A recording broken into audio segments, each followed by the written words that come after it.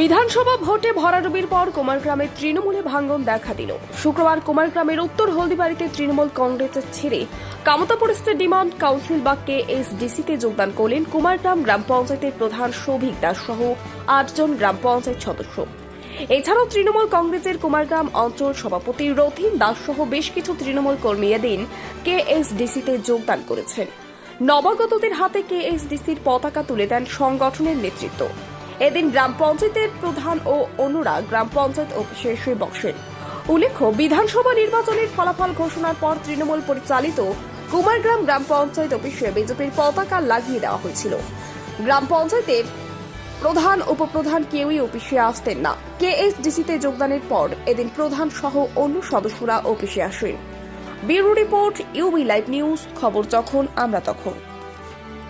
যে আমাদের কুমারগ্রাম যে গ্রাম পঞ্চায়েত রয়েছে, সেই গ্রাম পঞ্চায়েতে আমাদের 2023 সালে যে ইলেকশন হয়েছিল, সেখানে আমরা টোটাল 9টা তৃণমূল কংগ্রেস থেকে নির্বাচিত হয়েছি এবং সেই 9টা, এবং আপনারা ইতিমধ্যে জানেন যে তারপরেও আমাদের কাছে বিজেপি থেকে 2টা পঞ্চায়েত মেম্বার যোগদান করেছিল।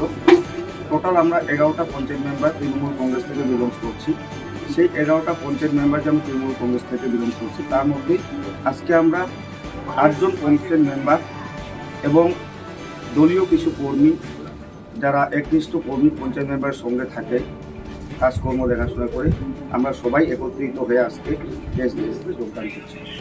কি বার্তা দেবেন আজকে নতুন সংগঠনে আপনারা?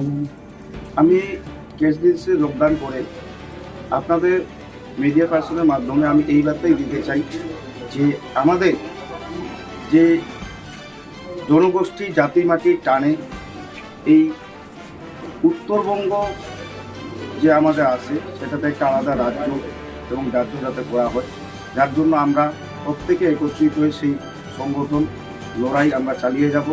এবং আপনাদের মাধ্যমে এই বার্তাও দিতে চাই যে আমাদের সর্বধর্ম নির্বিশেষে, জাত পাতের কোনো ভেদাভেদ নেই এবং সর্বধর্ম নির্বিশেষে আমরা এই আন্দোলন জারি রাখব। এতদিন আপনারা তৃণমূল কংগ্রেস করেছেন, কেএসডিসি তখনও ছিল, কেন? এতদিন আমরা তৃণমূল কংগ্রেস করেছিলাম।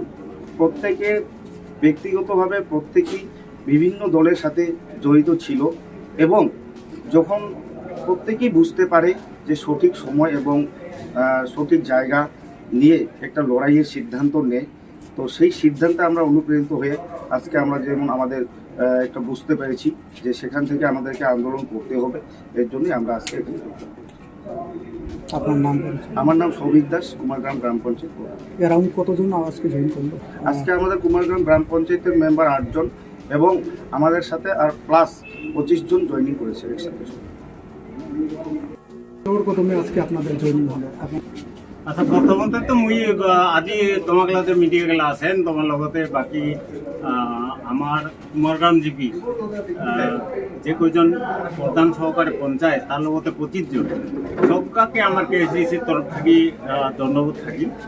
তো এই ব্যাপারটা যে আজি দেখো, ইন্ডিয়া যে এতদিন কোন দলের সাথে যুক্ত আছিল বা কাজ করে গেছে সেটা বড় কথা না। হ্যাঁ, আজি এই যে দীর্ঘদিন থেকে একটা কামতাপুরে মুভমেন্ট চলছে, মানে প্রস্তাবিত কামতাপুরের সম্বন্ধে যে আন্দোলনটা চলছে, কেএলও থেকে অনেক সংগঠন এটা আছে। তো আমরা বিভিন্নভাবে, মুই একটা কেএলও সক্রিয় সদস্য ছিল এবং লাও আসো, তো আমরা বার্তা দেওয়ার চেষ্টা করছি কামতাপুরের জনগণক যে এই জায়গাখান আমার ছিল, আরও আমাকে দেওয়া লাগে, এই দাবিতে আজি কামতাপুরের বুকত মুভমেন্ট চলছে। তো যেহেতু গণতান্ত্রিক অধিকার সরকারে আছে, সবাই যার মতে যে কোনো সংগঠনের লগত বা যে কোনো পার্টির সাথে উমরা জড়িত হয়ে আছে, কিন্তু আজি উমরা যে জাতির কথা ভাবিয়া জাতিটার যে উদ্ধার করব লাগে, কামতাপুরি জাতিটার যে বাঁচেবার লাগে, এই যে চিন্তাটা আমার মাথাতে আসছে, এটা মস্ত বড় কথা।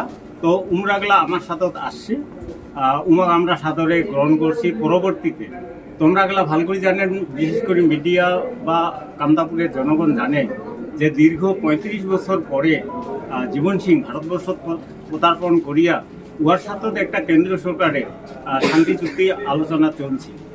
তো সেই শান্তি চুক্তি আলোচনা অনেক দূর আগে গেছে এবং আরও ধাপে ধাপে হবে। এই শান্তি চুক্তিটা কেন্দ্র করিয়া কান্তাপুর স্টেট ডিমান্ড কাউন্সিল যে আছে কেএসডিসি, এই কেএসডিসিটা একটা সাপোর্টিং দল। এই কেএসডিসির মাধ্যমে জীবন সিংহকে আমরা সাপোর্ট দিতে হচ্ছে যাতে শান্তি চুক্তিটা চুক্তিতে পরিণত হয়।